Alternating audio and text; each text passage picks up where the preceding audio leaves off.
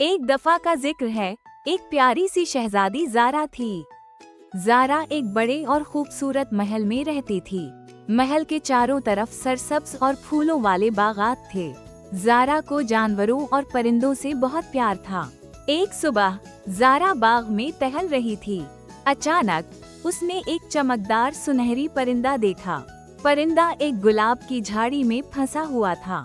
زارا نے جلدی سے پرندے کو جھاڑی سے باہر نکالا۔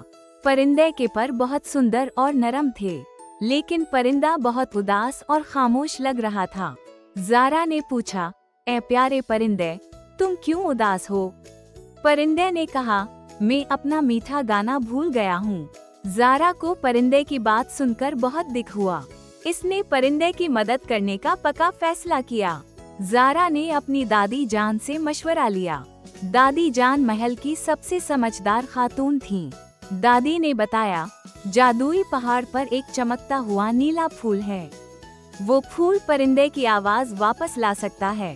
زارا نے سفر کے لیے اپنا چھوٹا سا بیگ تیار کیا۔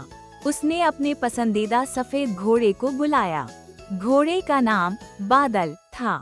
زارا بادل پر سوار ہو کر جادوئی پہاڑ کی طرف چل پڑی۔ راستے میں ایک گھنا اور گہرا جنگل آیا۔ جنگل میں بہت اندھیرا اور خاموشی تھی، لیکن بہادر زارا بالکل نہیں ڈری۔ اس نے ہمت سے جنگل کا راستہ پار کر لیا۔ پھر ایک ندی آ گئی جس کا پانی بہت تیز تھا۔ بادل نے اونچی چھلانگ لگا کر ندی کو بھی پار کر لیا۔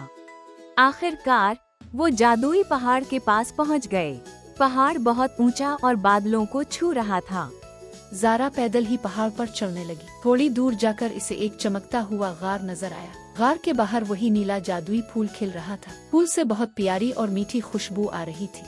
زارا نے خوشی سے وہ پھول توڑ لیا۔ وہ جلدی سے گھوڑے پر بیٹھی اور محل کی طرف واپس لوٹی۔ سنہری پرندہ بے صبری سے زارا کا انتظار کر رہا تھا۔ زارا نے پیار سے وہ نیلا پھول پرندے کو کھلایا۔ پھول کھاتے ہی ایک انوکھا جادو ہوا۔ پرندے کے پر مزید چمکنے اور روشن ہونے لگے، اور اس نے ایک بہت میٹھا گانا گانا شروع کر دیا۔